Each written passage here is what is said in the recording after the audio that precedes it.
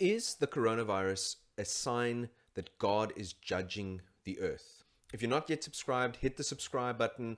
And if you like this video, please like it and share it. This is a really interesting question that I've heard people ponder about. Is this virus, is what is happening to the world currently, is it a sign of God's judgment in the world? And I want to take us to the next of Jesus's I am statements, which speaks right into this question. In John chapter 8, verse 12, Jesus says these words, I am the light of the world. He who follows me will not walk in darkness, but will have the light of life. And John loves this imagery of light and darkness to contrast between the evil that is in the world present, represented by Satan and his demons, and the evil that is being done also by people who are in agreement with Satan's works. And on the other hand, God's glory, God's light, that is embodied in Jesus Christ. And so he uses this imagery throughout his gospel. But to understand what Jesus is saying, we need to look a little bit at the context. And that means we need to jump right back to chapter 7, verse 52. Now, the story of the adulterous woman in chapter 8, and we're not going to go into detail, but that really doesn't actually fit here in most early manuscripts. It's not in this position, it's somewhere else, and that makes a lot more sense when you see the context as being 7, verse 52. Because in chapter 7, verse 52, Jesus is still at the Festival of the Booths, the Festival of the Tabernacles, and in the final day of that festival, in the evening, in the darkness, they light candles around and they sit and they think about how God brought the people through the desert by the light that he brought, the fire that was in the sky that led the people through the desert. An incredible thing to think about, because can you imagine stumbling around in the darkness of a desert with no light? And God was the light for the people as he brought them through that desert experience. And so in this setting, this is what Jesus says. But also there's a specific setting in terms of an answer that he gives to the Pharisees here. They're having this argument among themselves. Even Nicodemus comes out to defend Jesus. And at the end of the day, they say, are you not also from Galilee? Are you search and see that no prophet arises out of Galilee? Now, first of all, they didn't know their Bibles well, because 2 Kings tells us that Jonah the prophet was from a town in Galilee. But more than that, Jesus calls them out through the statement that he makes right after this.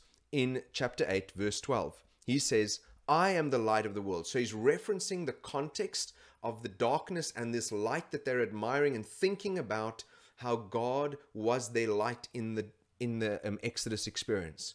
He uses that statement, but also he is referencing Isaiah 9. And Isaiah 9 verse 1 and 2, first of all says that God's light will come out of Galilee. He's answering the very thing that the Pharisees are arguing about. And he uses scripture to say, I am that light.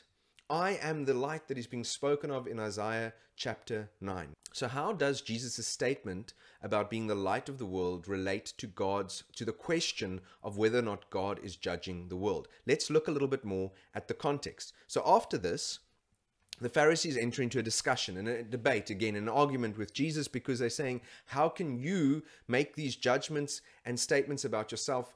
Who is the witness of this? How can you be the one to say these things about yourself?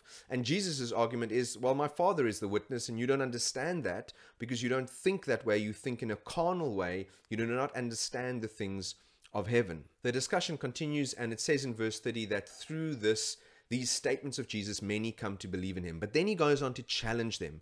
And he says to them that if you continue in my word, the truth will make you free. And they say, but why are you saying that we need to be made free? Because we're children of Abraham, we're children of Moses. Moses led us through the desert, and we're not enslaved. We've already had our Exodus experience. Why are you saying that we need to be set free? So Jesus says, well, if you sin, you're a slave to sin, and you need to be set free from the sin that entraps you. And a discussion ensues that is very difficult for many of the Jews to listen to, because he's challenging them at the core of their beliefs about their own self-righteousness, whether or not they really need someone to save them, whether or not they are going to receive God's grace and God's blessing, or whether they will receive God's judgment. That is the question. And the argument between Jesus and the Jews continue, and it gets quite heated. And eventually in verse 48, they make this judgment of Jesus. They decide, you know what, we think you're a Samaritan and you have a demon. They can't deal with the substantive nature of Jesus' argument, because in the face of all that he's already done and taught, So what do? They try and assassinate his character. They're trying to say, you're a Samaritan and you have a demon. That's our judgment of who you are. At the core of this argument between Jesus and the Jews is whether or not they are truly the children of Abraham. Their argument is they're the children of Abraham. They are already in God's blessing. They do not receive God's judgment, and they don't have sin. And Jesus' argument is, well, if that was true, you would have faith like Abraham. You would recognize who I am, and you would not be seeking to kill me. You would instead receive me. And then Jesus makes this statement in verse 56. Your father Abraham rejoiced to see my day, and he saw it and was glad. You see, in Genesis chapter 15 and chapter 18, Abraham has encounters with the pre-incarnate Jesus Christ. And he knew and understood that the calling upon his life was not for his own purpose and for his own sake alone, but for the blessing of the world. He saw the day when the Lord whom he had met, would come and be the light to the world. Now, they respond to him and say, well, that's crazy. You're not even 50 years old. And then Jesus uses the name of God in his argument. He says, truly, truly, I say to you, before Abraham was born, I am, which is the name that God used to refer to himself at the burning bush with Moses. And they lose their cool, rightfully so. They pick up stones to stone him, because this is the most blasphemous thing someone could ever utter, unless it's true. And Jesus is able to escape from them, and then he passes by a man born blind. Now, I want you to notice here, this is still the context. You'll see how this relates to what Jesus said about being the light of the world. This man is born blind, and he's begging at the side of the road. And the disciples say to him, Jesus, Rabbi, is God judging this man because of his sin or his parents' sin?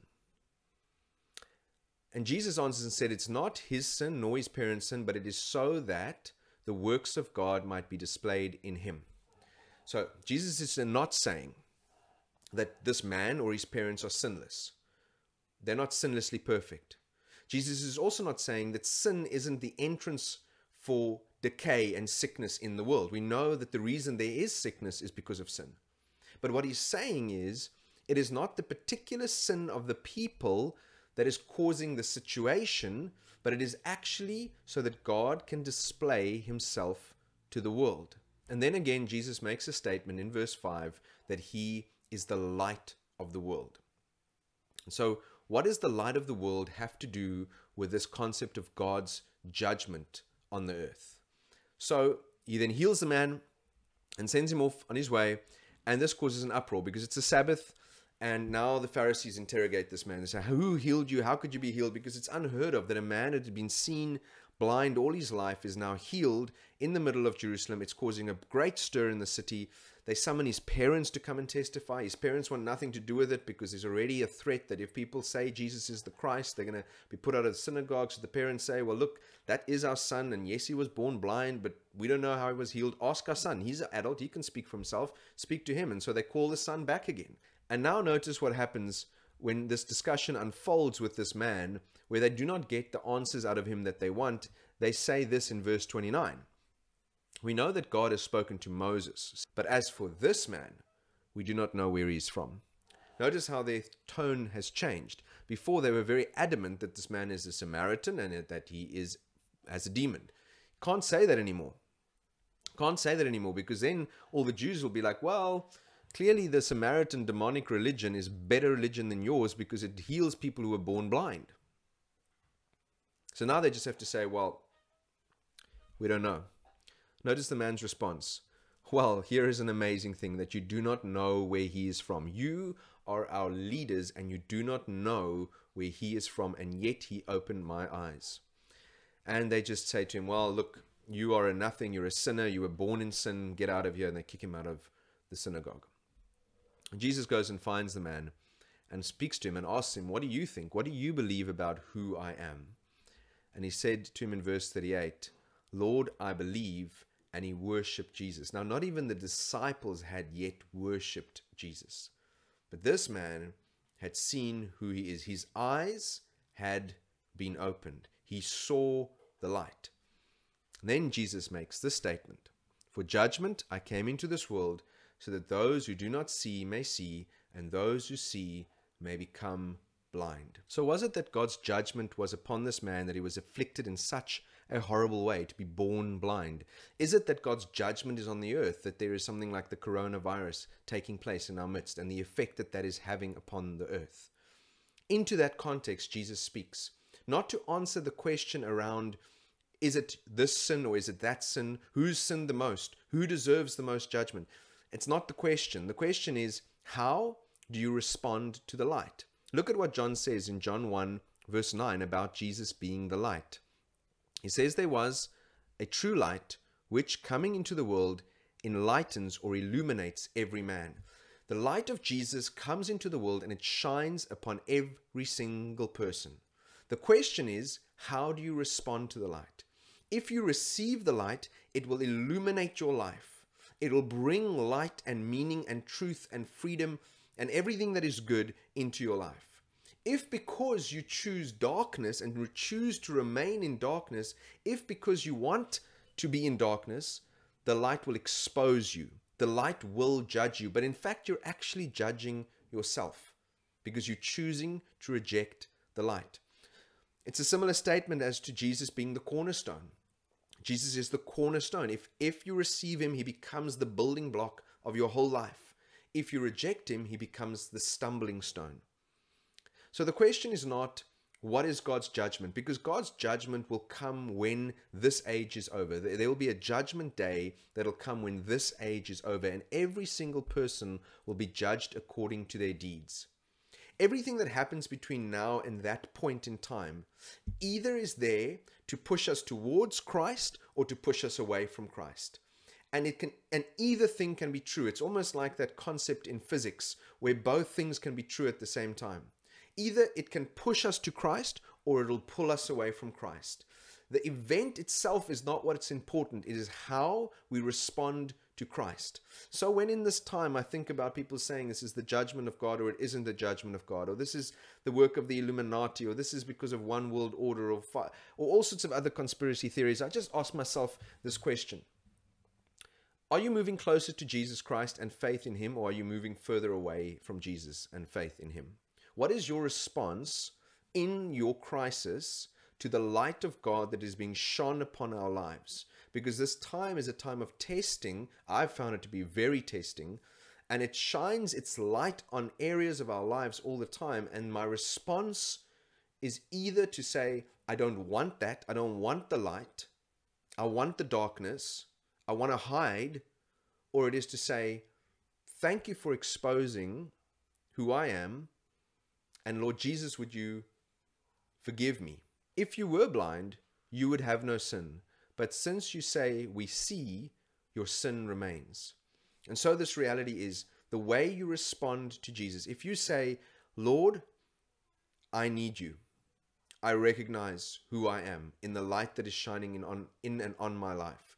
And I need to come to you. God will respond to you with grace, with salvation, with healing, with his blessing.